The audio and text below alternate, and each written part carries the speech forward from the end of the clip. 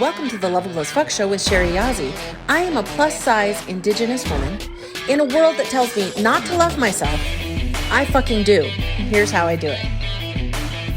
For more on how to defuck yourself, love yourself, and my emotional resiliency magnifying, life-transforming mindset hacks and self-care tools that you need to know now in order to transform your life and be happy as fuck, go to beloveableaf.com. That's beloveableaf.com. You guys, this is one of my favorite topics to talk about. Stop hating your body and how to love your body. How to love your motherfucking body, right? Like, this is crucial. And it's like, okay, people say that and they're like, okay, cool. So I'll love myself and I'll love my body. How do I do that exactly? When you've kind of gotten to like, you start out with just absolutely, if you're like me, I hated my body from freaking, as long as I can remember. I always felt like bigger than the other kids because I grew faster than the other kids.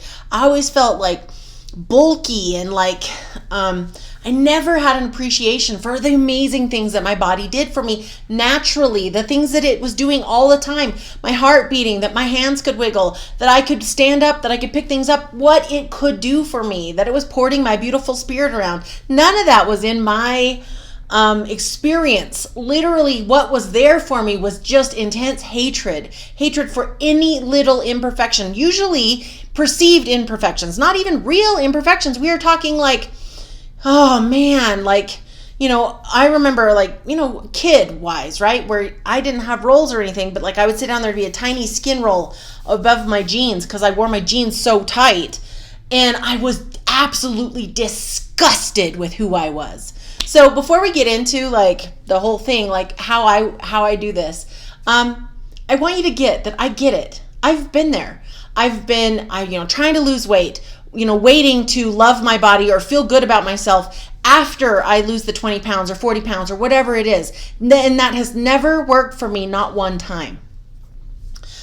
Because it didn't matter, right? It's like the more weight I lost, the more I had to lose, it felt like. It was like I was never there. I hear these women and they're always talking about like, okay, so I've lost 45 pounds and people are like, wow, good for you. And they're like, only 20 more to go to my goal. And I'm just like, oh my God, what happens when you hit there? Are you going to want another one? And here's the deal. Again, like I said, when you want to, like, if it feels good, do it. Like, because you want to do it. Not because, and we'll talk about this in a minute, not because of the standards that are out there, not because of some belief that you need to be fuckable, not because that you think that your husband needs it for him to be attracted to you. None of that bullshit. I will be dispelling that later on in this episode, but because you want to, because it feels good, because you're excited about it, literally, period. Like, if you're not excited about it, maybe if you've hit a plateau or whatever, just enjoy being at that size. Just start seeing what that's like. Just what if this year you just didn't worry about it? What would that do for your time? Okay, so let's get into it a little bit. For me, like I said, I've been there. The diet culture, this health hatred, the dressing room meltdowns, right? Where you get your size 12s and you think they're gonna fit and they don't. And when you jump up to the 14, you feel like the biggest piece of shit on earth. Been there. Or like, I remember when I moved from like the plus sizes you could get everywhere to like the plus sizes, like where you had to go to a plus size store. I felt like just an absolute failure, like I was worthless. I've been there.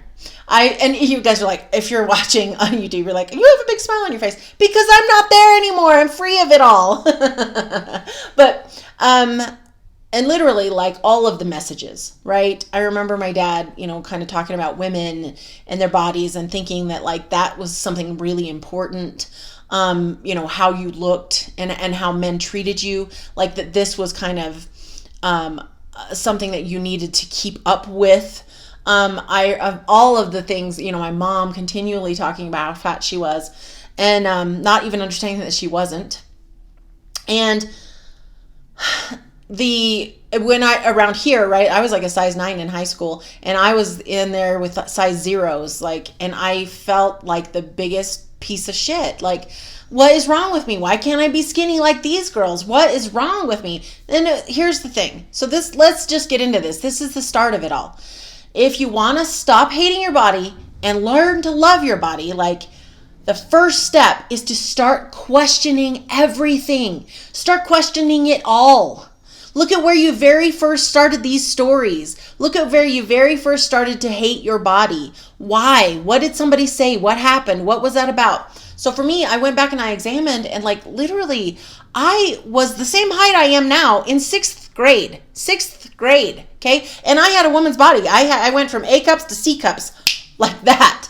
And I looked like a woman. So of course, me looking like a woman, a young woman, right? But still, in sixth grade, a lot of those girls were still like little girl bodied, but I felt like there was something wrong with me because I was so much bigger than them. Does that make sense? And same thing, like in high school and stuff. I mean, I was a size 9.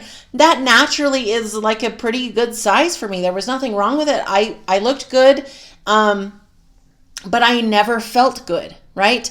And so start looking at, okay, well, what is my truth? What do I want to choose to be true? Because we make up the truth. There is no ultimate truth that says size 2 people are far superior than size 20 people. There's no goddamn chart. I realized the other day, like, I've been doing this work for a long time, and I obviously am super secure in my body. I love myself, but I was like, oh my gosh, there's still a bit of me. And this is going to sound, you guys, some of you are going to be like, oh my God. But here's the deal. There's nothing that says that my value is less than, say, a Victoria's Secret model. Like, there's nothing that says my value is less than. That's ridiculous to decide that my value is less than somebody. Because why? Because somebody has a body type that the current culture says is the thing. Or possibly even the body type that is airbrushed and not even real in real life, right? Like, that is that not a thing in real life? But even those women that do have gorgeous bodies in real life. And what if we all have gorgeous bodies? Like, that's, see what I'm saying? Like, it's this weird mind fuck that we all are a part of. We all were raised inside of. So what if someone who, let's say, has, like, you know, they're toned, they're trimmed, they're gorgeous, right? Maybe they have the implants, or maybe, like, there's, who knows, right? But even, let's say, totally natural. And you know what I mean? Like, no help. And they are one of those women that can eat cheeseburgers and all that stuff and never gain a pound. What makes her value more intrinsic, better, bigger than my value? Seriously. Or any plus size woman's value, or any woman that has ever been overlooked because she wasn't pretty enough. And I'm doing the stupid air quotes here. Not pretty enough, not sexy enough, because fuck all of that, right? Who gets to decide that? You do. No one else. Because there are going to be people, like, think about it like this. There are men or women who love a larger woman, who love the jiggle in the boobs, who, like, they love that. And then there are men or women who like the skinny women, or there are men and women who like the big fake boobs, right? There's all kinds of people out there with all kinds of different desires. If the internet has taught us anything, it is that there's like a fetish, a sexual fetish for any kind of person, right? You know, the whole granny sites, all the things, okay? So I want you to start questioning. Okay, so if there's lots of different people into all different kinds of people, all different kinds of women, then, okay, so if that's not the deciding factor, and if the story that I made up way back in the day, for whatever reason, maybe somebody said something shitty, and I want you to think about it, because when people say shitty things to other people, it has so much more to do with them than you. I will say that one more time. If someone says something shitty to you, it has something more to do with them than you. They are putting their own nasty beliefs on you. You don't have to take those, ever. Right? You don't have to take them. You don't have to allow them in. You don't have to take them as your truth. So start examining, start questioning. And like another big one, the patriarchy. This, you know, keeping the woman focused on our looks and our how big we are and what we're eating, like, and putting us in like ridiculous high heels. Now, guys, if you're like, I love high heels, Sherry, that's cool. But let's talk about it. And maybe some women can totally run in high heels. I will just say this for myself. If I put on high heels, I have intentionally created a problem for myself. I have to walk very slow. I have to be very careful, or I will fall down and hurt myself. I know some women can run in heels. And this isn't about that. If you love heels, awesome. But I'm saying start to question the entire system. This entirety of us questioning our bodies, of us, who benefits from this? Who benefits from us never being happy and excited in our own bodies? Because it sure as shit is not us, and it most definitely is not our children. So who benefits? And if it's not you, why are you still buying into it? Why are you still thinking that a plus size woman couldn't be successful or whatever it is? Because I guarantee you there is an example out in the world of a woman doing what you want to do with the size body that you've got, and she's fucking crushing it. You might have to hunt for them depending on who you are, right? Like I had to. Like a plus size multiracial woman, like indigenous woman, I was like, where are these people? I finally found some. And I'm like, yes, okay, I'm not alone. So then that's one of the things. So start questioning it all. And with curiosity, literally. That was the thing. Because when I was like, okay, why would my value be lower than would it be because I'm as not as many people want to fuck me? Do I want a whole bunch of people to want to fuck me? And here's the thing. If you want that, cool. But here, I'll tell you a little story. This changed my life. This one thing changed my entire life. Okay, you ready? I was listening to a female comedian, and she's like, hey, I have 4 brothers. So all of you women who are like basically out there basing your value off of men wanting to fuck you, she said, I know these men. These are my brothers. She's like, they get so horny, they will hump the couch cushions. And I was like, oh my God, really? So I mean, like, just being fuckable could equate to how horny they are if they're willing to hump a couch cushion. It doesn't actually have anything to do with my actual value. It was like, and some of you might be like, of course, Sherry, God. But some of you might be like, holy shit, really? So think about that. If you're putting your value that somebody else wants to be with you, or even like maybe not as crass for you guys, even somebody who wants to be in a relationship with you, or a whole bunch of people are asking for your phone number, it doesn't mean that is like, that's not where your value is. And because they don't know you, right? Like your value is your soul, your beautiful, gorgeous soul is your value. Who you decide to be, who you choose to be, how you create your life, that's your goddamn value. And it's outside of your body. I'm right, it's inside your body, but it's like, it doesn't have to do with your body. And so okay, let's get back to it. So first step, question it all. Second step, reclaim your power. Now for me, a big one was really realizing that I didn't actually even need to be fuckable. There are a few people I want to fuck me. I would guess just one, really, my husband. And he does. Like, he loves me, and he desires me. But here's the thing, and I'm a lot bigger than I used to be.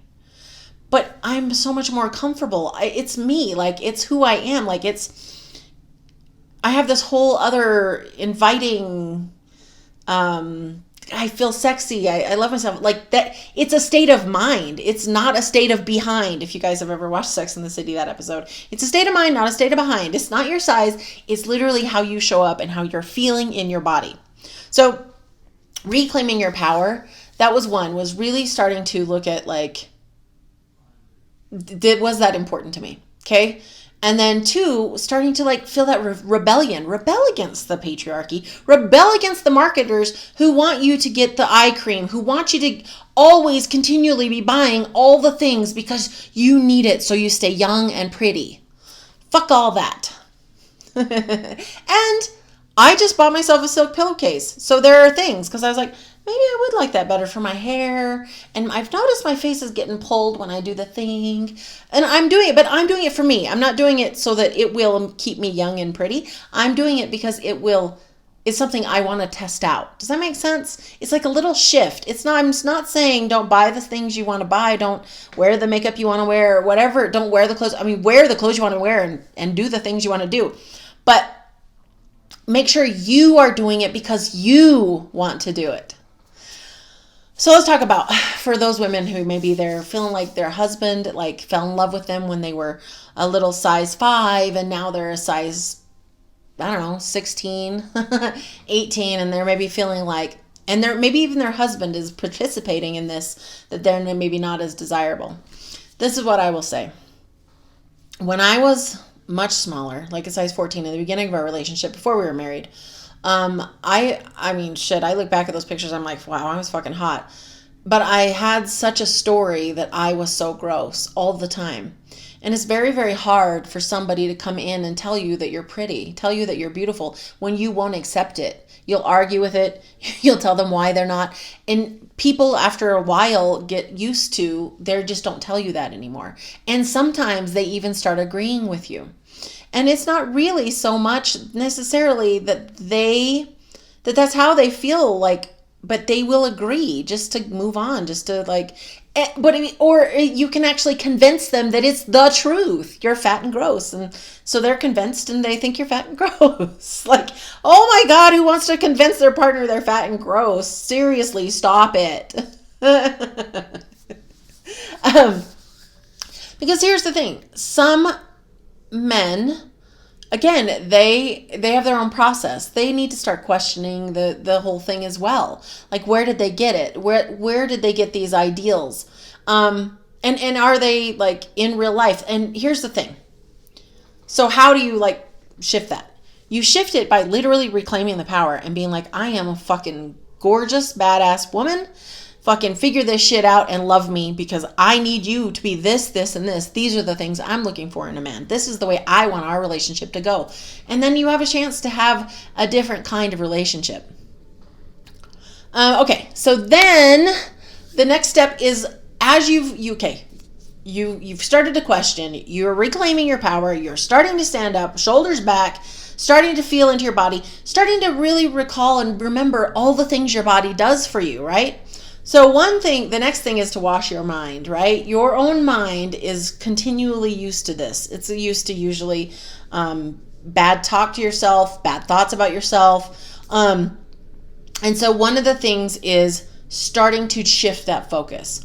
So, and practice. This does take practice, okay? But start imagining all the wonderful things. Well, not even imagining. Start just getting present to all the wonderful things your body does. Right this minute, my heart is beating. I don't have to think about it. I don't have to worry about it. It's beating for me the entire time. Like, how wonderful is that? What a miracle is that? How cool is it that I can eat food and like the nutrients go where they need to go and my body digests it and does all the things? How cool is it I can get up and dance and wiggle my ass? How cool is it that my body can walk me from this side of the room to that side of the room and back? Like, just start getting like looking at what it is that's so neat about being you. One of the big ones for me was starting to realize that I'm a miracle, as are you. We all are. The fact that our hearts beat, and they started to beat before we were ever even conscious or present. They continue to beat for us. It's a miracle. And for you moms, if you grew a baby, and for you guys who haven't, you're adopted moms, it's okay too. Your bodies are miracles. However they're showing up for you, they are miracles. But in your body, you grew a baby and maybe fed the baby. Like, that for me was this, I am shitting all over this amazing miracle piece of like art because it has an extra roll, because my thighs are a little bit, what is that? Have some cellulite on them. I'm like, what the fuck? Seriously? No. I felt like it was such a disservice to this beautiful thing that serves you all day, every day, to be shitting on it all the time. So wash your mind. That's the next step. And then watch your words. So this starts to be practice where you literally, you can start to say, I'm fat, or I'm whatever you say, right? Oh, fuck, I always fuck shit up, or, whatever, some harsh thing, or and you can sometimes just think it, you stop saying it. You just stop it. You catch it, you stop it. And then you figure out something nice you could say. Literally, this is just like some behavioral changes. And over time, it actually changes things. If every time you put on a pair of pants that doesn't fit, your immediate thought process is, I'm the fattest piece of shit on earth. Versus you go to put on the pants and they're not fitting and you're like, oh man, these pants are not going to work for me. I don't like those pants at all. What could I put on my beautiful body? How about these? Oh, God, look, I love that. They fit. They fit my beautiful body like a glove. Now, if this is your internal talk or even external talk, you're going to have a very different experience in your life overall. And you're going to be modeling a completely different experience for your children. That's really important. I don't know if you've, depending on what age your kids are, but when they like get old enough and they start saying things like they're fat and you're like, oh God, did I pass it on? Yes, you did. I hate to break it to you. Actually, I don't. You totally did. So here's the best news though. It's not done. You're not done. It can be shifted. You start shifting over here, it shifts over there with them as well.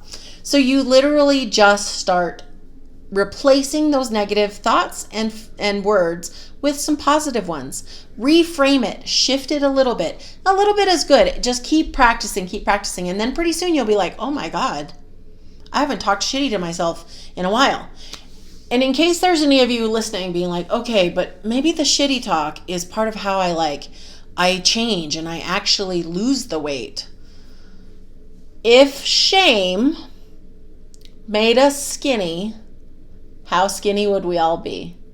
For real. Like in the past, I would have been I would turn sideways and disappear. Like that's how skinny I would have been, right?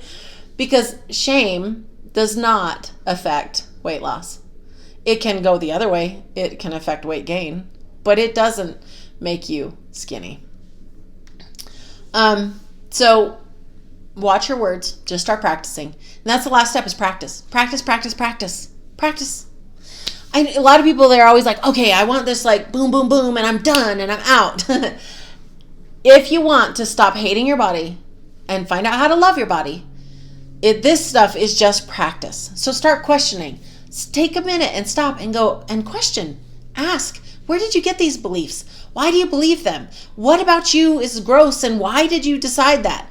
Where did these beliefs come from? And realize that none of them are absolutely true. There is no way. You can find evidence for anything. So when you're asking, this is the great question here. This is the gold one. Ready?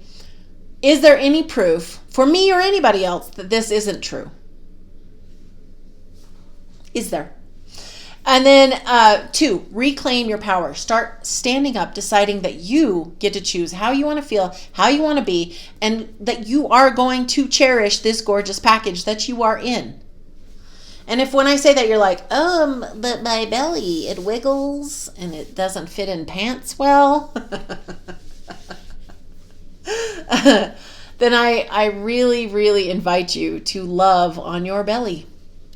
Literally, how powerful it is. The fact that it is all the time managing things for you. Maybe you grew a baby in there, maybe you didn't. But like how amazing that is. Start to reclaim that you get to say how this goes. You get to say, no one else. And then wash your mind and then watch your words and practice. That's truly, honestly, the start. There's, for me, that all helped. Like I started doing all that and it really did start to help me. But it wasn't until I fully rewired my beliefs, like actually rewired them, went in and did a process. And if you guys are interested in that, then you guys can click down in the link. But my course literally walks you through how to shift any belief that you want to shift. And this isn't like just pretending that you're trying to believe it, like fake it till you make it stuff. This literally is a process that you do over 22 days. changed my life. It's changed everybody else who's gone through its life. So I highly recommend, if that's for you, go ahead and click that, get in that course. And if not, keep coming back here, you guys. I'm going to keep talking about all of these topics. And these are the first ones. I might get even bolder as we go. All right. In case nobody has told you yet today, you are lovable as fuck just the way you are. To send me your questions or stories, email me at loveableafshow@gmail.com. If you love the show, please comment, like, and subscribe if you're on YouTube. And if you're listening on the podcast, please leave a review and subscribe to help me get this show in front of more women who need to know that they are lovable as fuck just as they are. Check out the show notes or go to belovableaf.com. That's BELOVEABLEAF.com for more of how to unfuck yourself, love yourself, and be happy no matter your size. I said it before and I will say it again. You are lovable as fuck just as you are.